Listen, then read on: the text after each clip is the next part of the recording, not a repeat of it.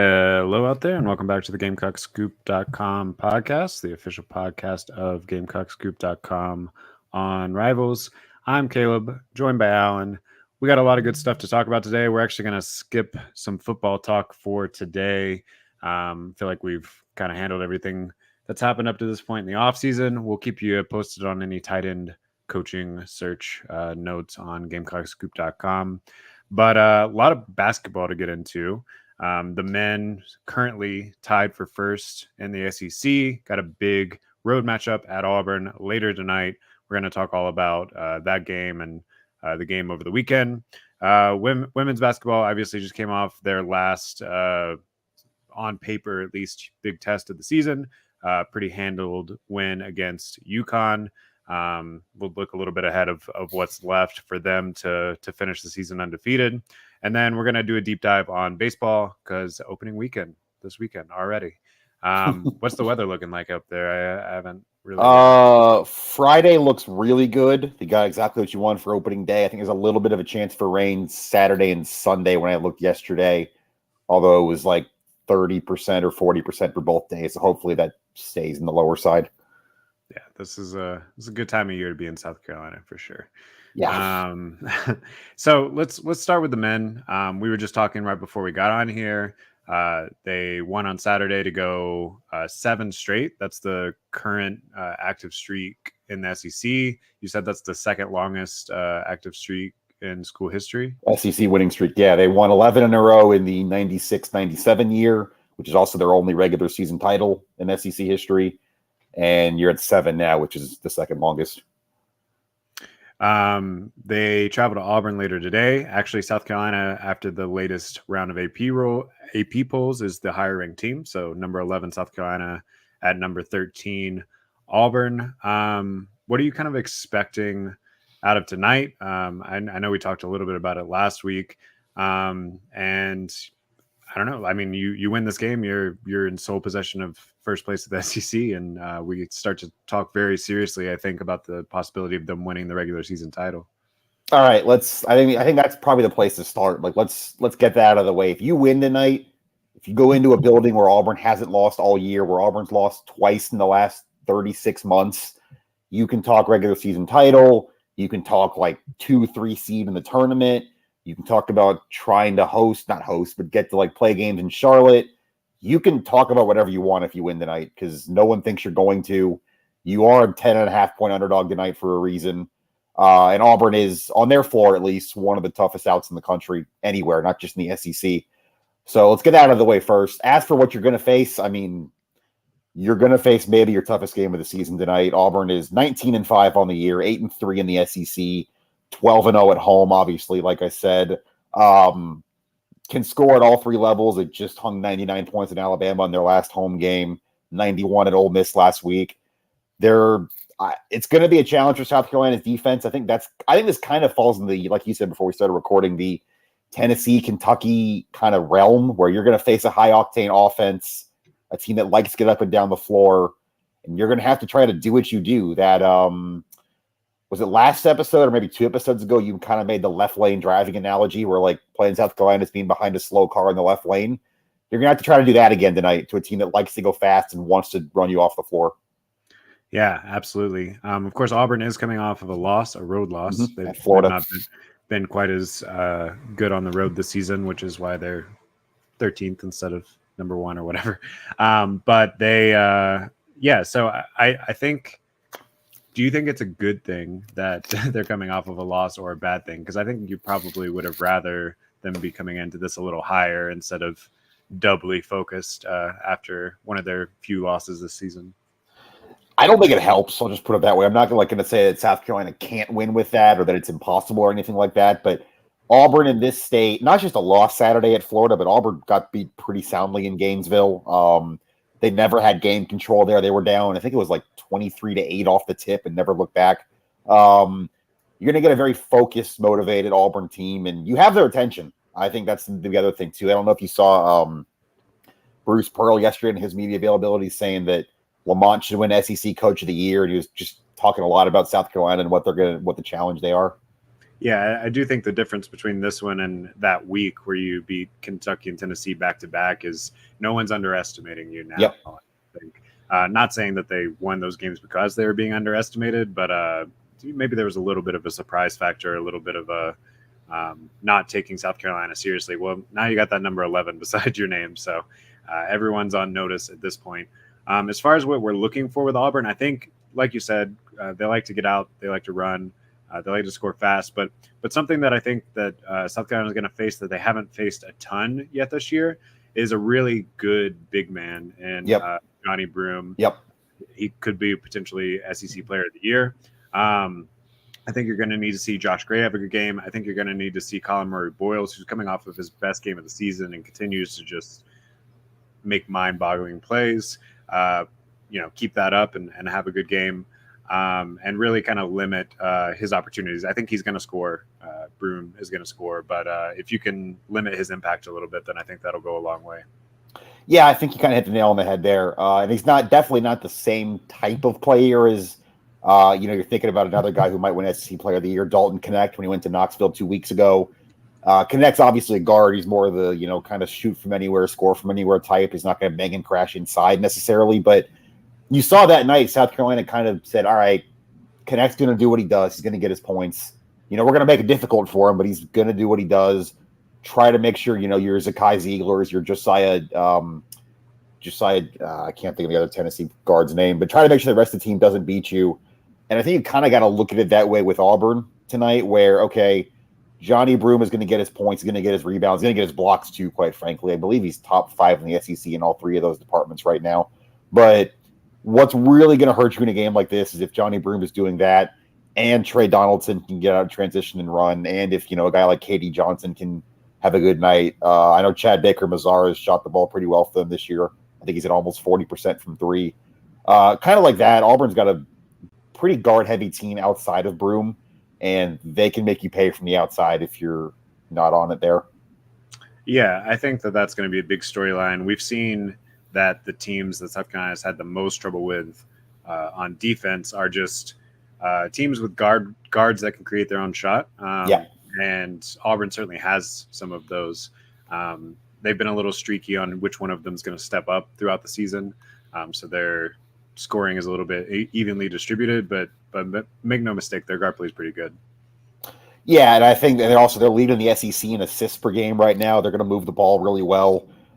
That's kind of where I think the game maybe is, just in terms of Auburn is a very efficient offense. They, like I said, they move the ball well. They're pretty good at taking care of the ball. And that's kind of what the South Carolina team thrives on, is frustrating you, making you, kind of forcing you into mistakes, making you lose. Again, it's that left lane driving thing, making you lose your composure. And that's kind of partly why I think Auburn's been so much better at home than on the road, beyond just, the atmosphere and everything, is it's a little harder to kind of keep your cool and your composure on the road, but at home, with the way Auburn likes to move the ball, I think that I don't know if it's fair to say this is the biggest challenge for South Carolina's defense this year, knowing what you face with Kentucky and Tennessee's offenses, but it's up there for sure, and it's a different one than those 2 games. Yeah, we've seen South Carolina win games a lot of different ways over the course of the season, which I think has been really impressive. But over the last 3 games, it's very much kind of transitioned a little bit, at least, to the Colin Murray-Boyles show. He's averaged 21 points per game, 7 rebounds, and 2.3 assists over the last 3 games.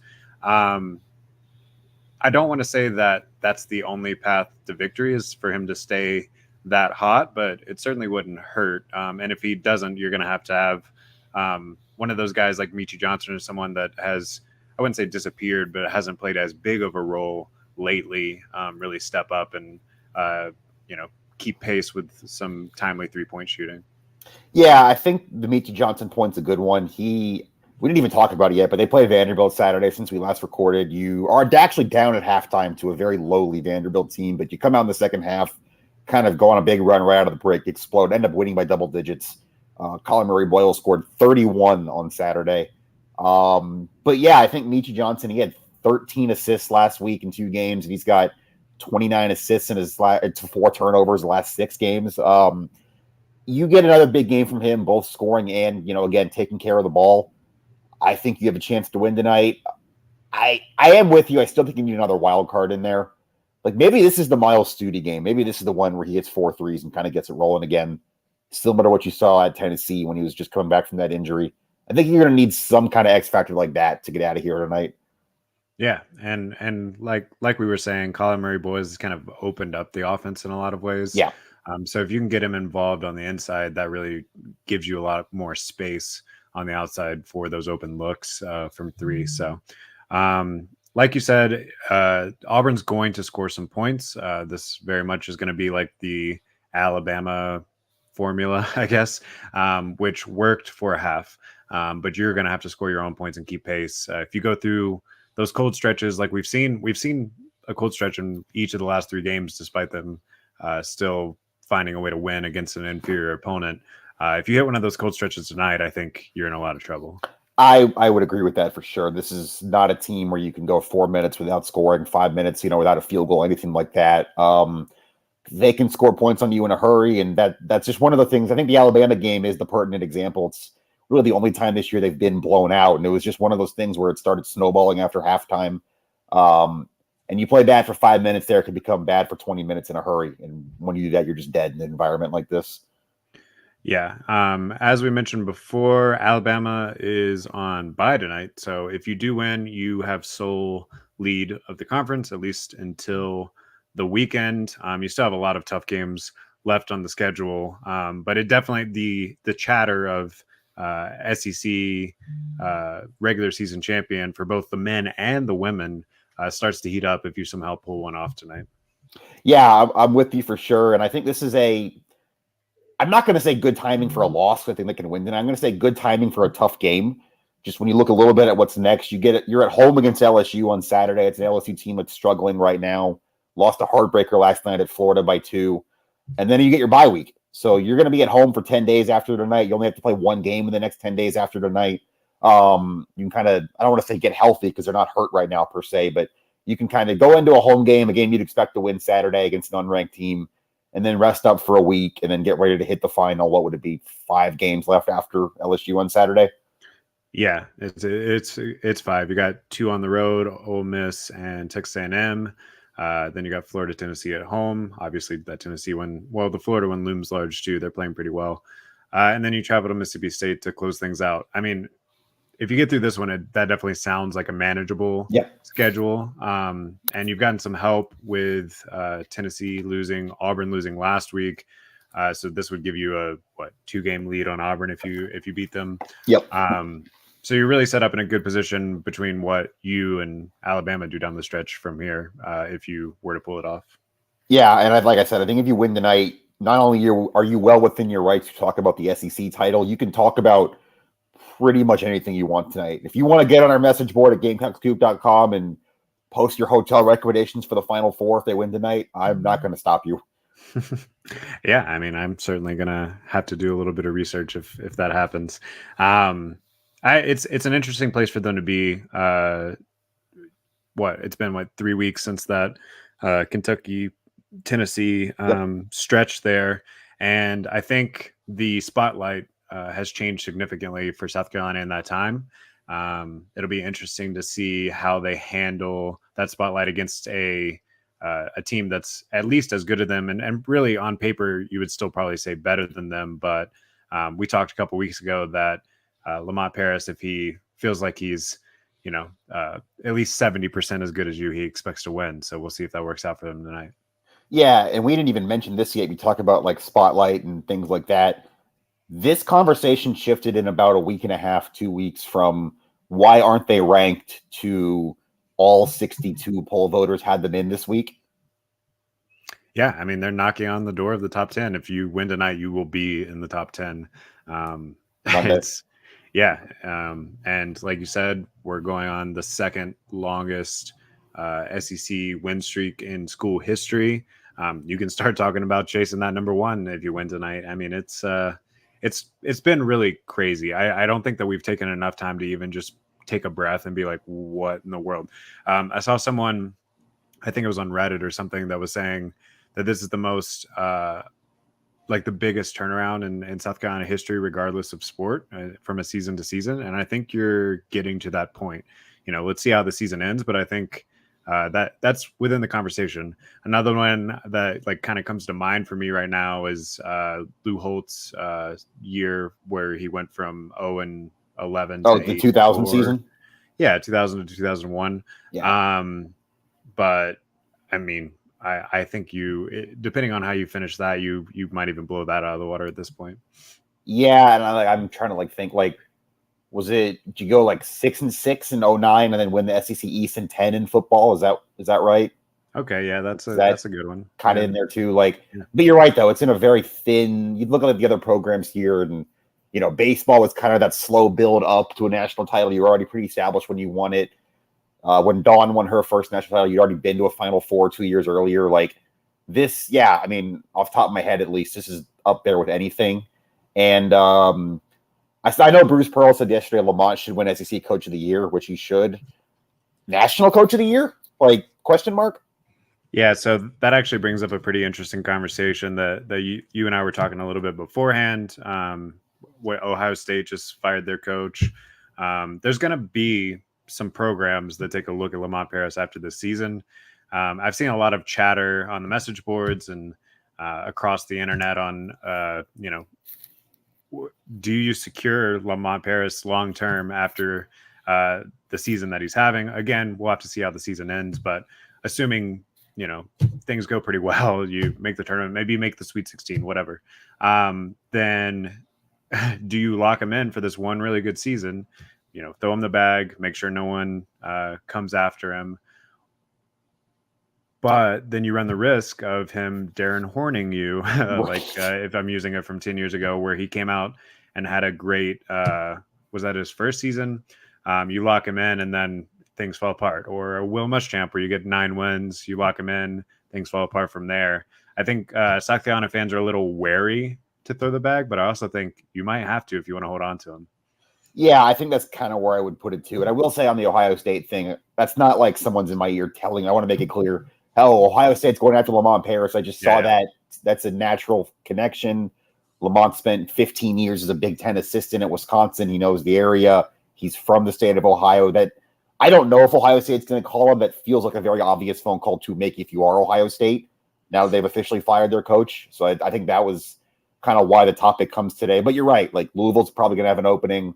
I think UCLA might too, the way it's going out in Westwood. There's going to be some bigger programs, some programs that objectively you would say have more men's basketball resources in South Carolina who are going to be making some calls, you would think.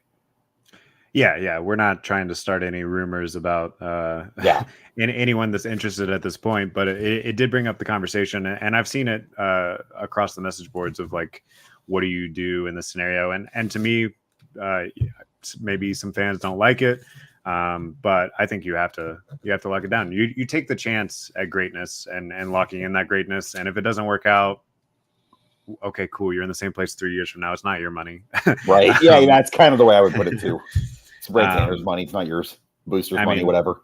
I get it. If you're a booster, it's somewhat your money, but it's not really, whatever.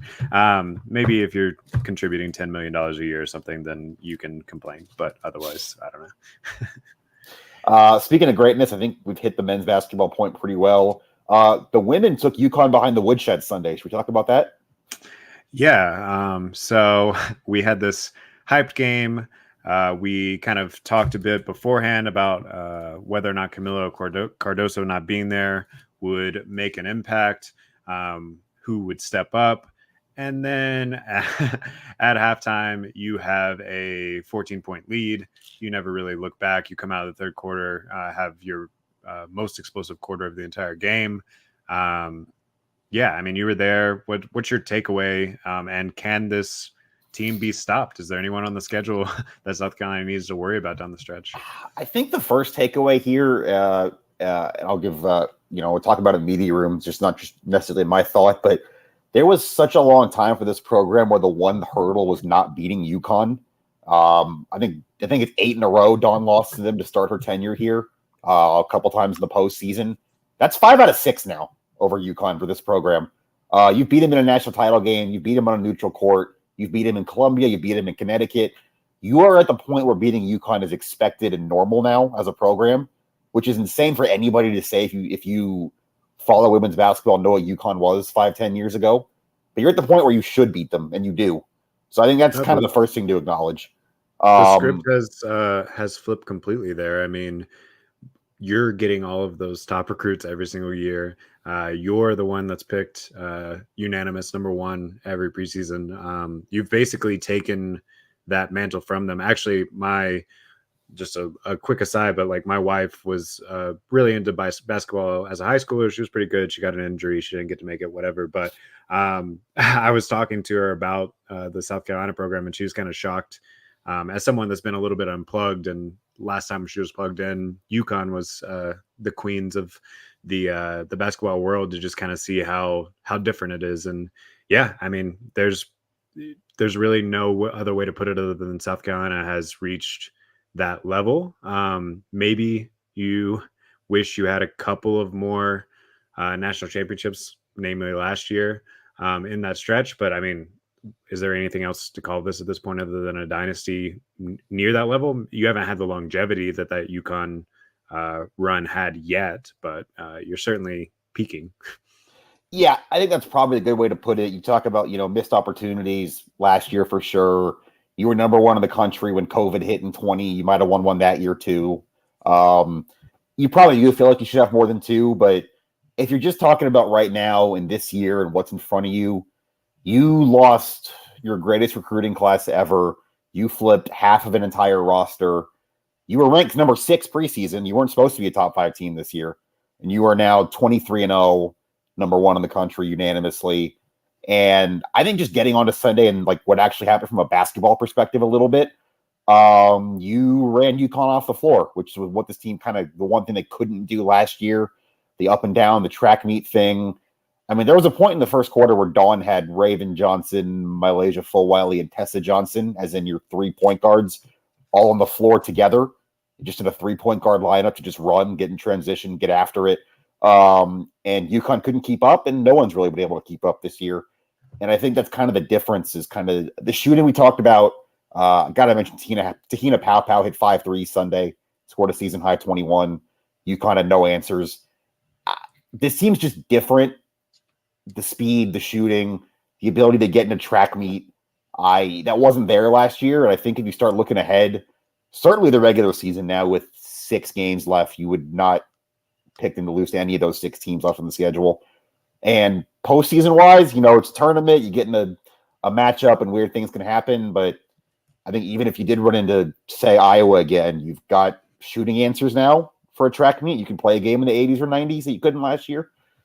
Yeah, normally if this was like the team from last year, I would say it would almost be good to have a loss somewhere down the stretch or somewhere before March. But I do think because this roster is so different and hungry, I don't know that you have to worry so much about them losing focus down the stretch, because a lot of them haven't been there and haven't won on that major stage the way that last group had. Not to say that the reason that they lost is they got complacent. I mean, they ran into a buzzsaw, and Caitlin Clark is really what happened. But yeah, no. And just speaking one more note about program building, you have a young team that's ahead of schedule, and you had the number 1 recruit in the 2024, 2025 class. Yeah, Sarah Strong was on campus.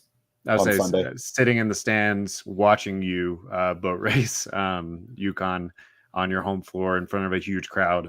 I imagine that made an impression. And yeah, I mean, I don't know what can derail this at this point. But the question is, are they ready to go get it this year? Because there's no doubt that they're young and talented and set up very well for the foreseeable future. But after this little 5-game stretch, the real questions begin. Yeah, it's funny, just on the Sarah Strong point. Dawn actually walked into the presser on Sunday and said, thought we were going to get a welcome home today, but not yet, and just kind of started shaking her head. Obviously, she can't say Sarah's name. It's NCAA rules, but she did say that. So we'll keep you posted on that on Gamecock Scoop. I think she's supposed to actually announce in April if she set a date, I believe. But I think that's kind of the thing. And something else Dawn said, which maybe I hadn't thought about, but makes sense when you think about it with this team, is She said last year's team played with so much pressure. It's all these seniors, these legacy players trying to end their career the right way. They knew this was it for them. This was their last chance at it. I mean, they're in the WNBA. They're still playing basketball, but this was their last chance at it together. And she said this, I'm trying to pull up the quote now, but she basically said this team just doesn't play with pressure. They just kind of, she didn't say this, but they're too young to know any better almost. Like they just kind of go out and do what they do. And maybe the coaches absorb the pressure, maybe the pressure the staff does, but just in terms of players and who is on the court right now, they don't feel it the same way as maybe last year's team did, which I thought was very interesting to say, or to hear her say, excuse me. The quote is, this team does not play with a lot of pressure. They just play free. Yeah, no, and I think we've seen that all season, and we kind of wondered when they would start to feel the moment. If last weekend's any indication, not yet. Maybe when they have to travel around for some big time games in the tournament, we see a little bit of a different story. I'm certainly not, saying that there's no way that they can lose. Obviously, they've had some close ball games so far this year, but seems like as long as they take care of business against Tennessee, who's currently third in the SEC. Yep, going to Knoxville tomorrow night. Yeah, play them tomorrow in Knoxville, and then they host them in South Carolina to end the regular season. I don't really see anyone keeping them from at least going undefeated in the regular season at this point. Yeah, I think that's kind of the one question, like you said, with the pressure and the freeze. It's kind of the Mike Tyson, everyone's got to play until they get hit in the mouth thing. It's one thing to be down 10 in the first quarter at North Carolina or at LSU in the regular season. It's another thing to be down 10 in the Final Four if they get down 10 in the Elite Eight and whatever, when you are going home if you lose. I'm not even saying this team can't handle that. It's just you don't know because they haven't done it yet. And that's just a very different – it's kind of impossible to simulate that single elimination tournament vibe, right? And you'll get the first two tournament games at home, which will help. You're going to host, but once you get out into a regional or certainly into a Final Four, it's just one of those things you don't know until you get there. Yeah, and I'm sure there are members of the squad that would love another crack at Iowa. Yeah. And I do think this team is much more constructed to compete with that team than maybe last year's was. Although, obviously, I mean, they had every chance to win it last year as well if Caitlin Clark doesn't score 1 million points. But now if she does, I think you have some weapons to keep pace. Yeah, I think that's kind of the thing too. And it doesn't even count to say it because it can happen to literally any team. The only other thing would be injury, just because your roster is smaller than most teams. You have right now 10 scholarship players available. If one or two got hurt, it's just hard to win with a rotation of like 8. I'm not saying that's going to happen. You could copy and paste any team in sports. If they get injuries, they're going to have problems, but I guess it's worth mentioning because you're a little bit smaller than some of your opponents, just in terms of numbers, that you're a little more susceptible to that. Speaking of missing players, what's our timeline on Cardoso getting back? She's not going to be back for tomorrow, right? Well, she's back in the country. Dawn said she wasn't sure about, the jet lag and the recovery and stuff. So we'll see if she plays tomorrow, but I'd say Sunday at the latest. Okay. Let's take some time here at the end to talk baseball. Opening weekend is this coming weekend. South Carolina is playing Miami, Ohio at home. Obviously, a series that you'd expect to win. What do you think? We're going to see 20 points on opening night, or 20 runs on opening night like we did last year? Yeah, honestly, I think you might. I haven't looked that far into Miami, Ohio yet, but you're facing you kind of did what you did last year, and what I don't really blame you for doing with your non-con schedule, which you already have the Clemson series, you already have 10 SEC series. Your other 3 non-cons are pretty weak. Miami, Ohio was 21-35 last year, 13-17 in the MAC. You should kill them, I think, especially with your offense. So give us on GamecockScoop.com. You've started to do baseball season previews. We have part 1 posted yesterday on GamecockScoop.com. If you want to go check that out for our premium subscribers. If you're not yet a premium subscriber, now's a great time. Hang on, can I interject with something? Yeah. Jeff Goodman, obviously the national college basketball analyst, just said, per source, the 2 names on Ohio State's list right now are Sean Miller and Lamont Paris. So now someone's actually reporting that. There you go.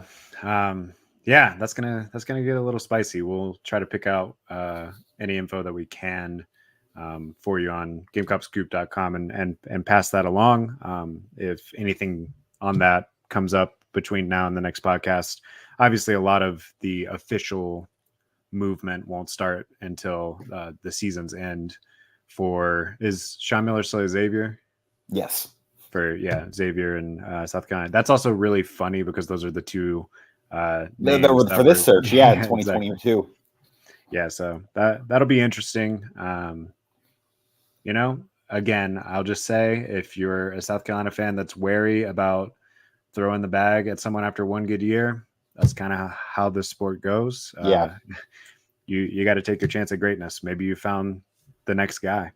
Anyway, back to baseball. I just wanted to interject that. Just came out of the Twitter timeline or the X timeline, whatever.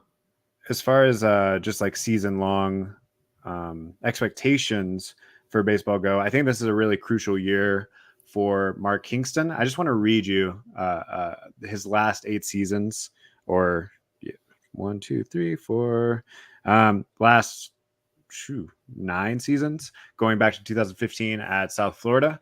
And just like let you know his win percentage of each of those. All right. So 2015, 566, 2016, 421, 2017, 689, 2018, he goes to South Carolina, 587 his first year, makes it to a super regional, kind of exceeds expectations, I think, that year. 2019, one of the worst baseball seasons in South Carolina history, definitely in recent memory. 500 record, goes 8-22 in the conference. The 2020 year for COVID got canceled. Kind of hard to read much off of that year, except for that you started pretty strong. 2021, 596. So not bad. Hosted a regional, didn't, finish the job there. 2022, 491, went 27-28. Another terrible season by South Carolina standards. A little bit better in the SEC than 2019, but not much. And then last year, of course, you exceeded expectations in a major way. 667 win percentage, Gainesville Super Regional. Those of you that were keeping up with that, literally every other season since 2015 has gone from a winning record and a postseason my God, what is the word I'm looking for? A postseason appearance. Geez, yeah, postseason appearance to a below 500 or near 500 record, and sitting at home. If that trend continues, South Carolina is going to be sitting at home in 2024. Just looking at the roster, thinking about the schedule a little bit, what do you think the chances of that happening are? Here's how I would set this up for this year. And again, I would encourage you. I've got about half of a baseball season preview up if you're subscribed now, and the other half with some kind of overall big picture thoughts and a lineup projection coming tomorrow. I can understand the worry if you're a South Carolina fan. The pitching depth is nowhere near what it was last year. You lost 5 pitchers to the draft last year. You did supplement a little bit in the portal, but you're not replacing all those guys. You're just not. So I can understand the depth worries. If there's some injuries, things might crater. If you're Mark Kingston and you're trying to prove you have consistency, prove that you can build a program, prove that you can stack things from year to year, at least from an offensive perspective, you're never going to get a better team than this. And that's kind of what my point, that like, if not now, when? You've got 2 All-Americans in Ethan Petrie and Cole Messina, both back, combined at 59 homers last year. Gavin Cassis is back, hit 20 homers last year. You portal very well on offense, in my opinion. Kennedy Jones, Blake Jackson both look really good in the scrimmages. You've got your third baseman back. You've got your shortstop back, or not your starting shortstop, because Bailey Whitmer's gone, but one of your shortstops back. If you can't get something done with this lineup, with this offense, with the fact that you're going to go into pretty much every game, every series, feeling like you at least have the better hitting than anybody you face, I don't know what to tell you. Yeah, I mean, you're definitely going to have to outscore some teams this year, it seems like, but it seems like you have the ability to do so. But yeah, stop me if you've heard this before. You feel pretty good about your starting pitching. Eli Jones, Matthew Becker, and then you were saying probably Dylan Askew until Roman Kimball is fully recovered. But you feel pretty good about that list of 4 guys to win more games than not. but you're very thin after that, or at least there's a lot of relative unknowns after that. And that's kind of been the case, I feel like, every preview that we've done. I mean, we've only done it for 2 years, but even if we stretched it back and I'm just like thinking back, that's kind of been the case every offseason of the Mark Kingston era. Is there any sign of hope? Because so far we've seen pretty much every year there's been some sort of devastating pitching injury or seven.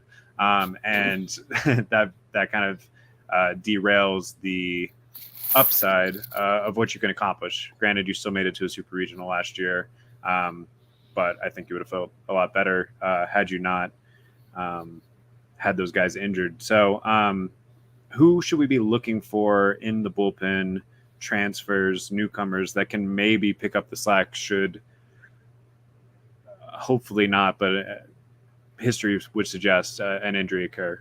So I will say he's not technically new, but I think the Kimball point's worth expanding on because most people here don't know about him. Pitched Notre Dame in 2022, was on that team that went to Omaha. Really good stuff. Kingston had a good comment about him and kind of the way he pitches compared to some big leaguers a couple of weeks ago. Gets hurt in a scrimmage last fall, so October 2022. Tommy John surgery, missed all of last year, working back now. He's got an MLB draft buzz. Kid's talented. There was a thought that he was going to be in the weekend rotation last year, even with all those other pitchers, which tells you something. I think if he's healthy, he's going to be very, very good and exactly what this team needs. But I also think they're going to take it very slowly with him, start with some midweeks, try to build that up. You need him pitching in June, not in February. So I think that's one for sure. Garrett Gainey is one I've heard some buzz about. I've seen him pitching in some scrimmages. Ethan Petrie had a couple good comments about him at Media Day. He's the lefty from Liberty in their bullpen, transferred with Matt Williams, who's a new pitching coach who also came from Liberty. I think that's a name to keep an eye on. I think you're going to need a jump from Austin Williamson. He is one of your kind of relievers, midweek guys last year. He's back now. He's a sophomore. He's added some velocity, it seems like. And then I think some of these freshmen, too, which you don't really know what you're going to get there. But Kingston's talked a little bit about Eddie Copper, who's a true freshman, who I saw pitch pretty well in one of the scrimmages last week. Got some notes on that on the website. Tyler Pitzer is another name maybe you should know that Kingston's talked about. I just think there's going to be a lot of trial and error right now, kind of early in the year. These first couple series, at least before the Clemson series, week 3. But there's a few names I would say you probably should know about now. Yeah, I'll add one more name to that list, and it's someone that you mentioned in your article, but College of Charleston's Ty Good, yeah. Transfer. Good call. I mean, he won the CAA Pitcher of the Year last year, his third in College of Charleston history, which is a pretty good program, in strikeouts with 274. But we'll have to see how he comes along because it sounded like he didn't have the best fall this past offseason, but still someone that obviously has a lot of talent if he can dial it in. Yeah, it's the walks are going to be the question for him. I think Kingston's even talked about that. He's got all the strikeout stuff, but doesn't always know where it's going. I think that's a very natural candidate, at least early in the year. Again, midweeks, just kind of getting you through those, building him up from that level, and then maybe he's a guy you can factor into your SEC bullpen or starting games if you have those injuries like you talked about once you get into March, April, May. And yeah, just a quick reminder for those of you that have been listening to the podcast for a while or reading what we've been writing for a while.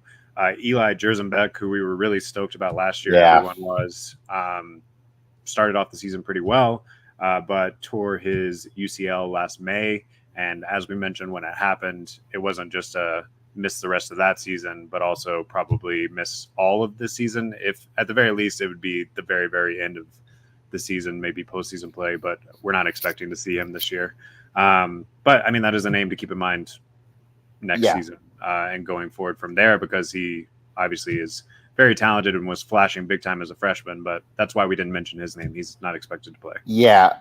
So I think kind of big picture, your offense really, if everybody stays healthy, does what they should do, should be top 5 in the country. Your pitching is good at the top. You're going to have to answer some questions at the bottom. You feel good about this, I think, in general.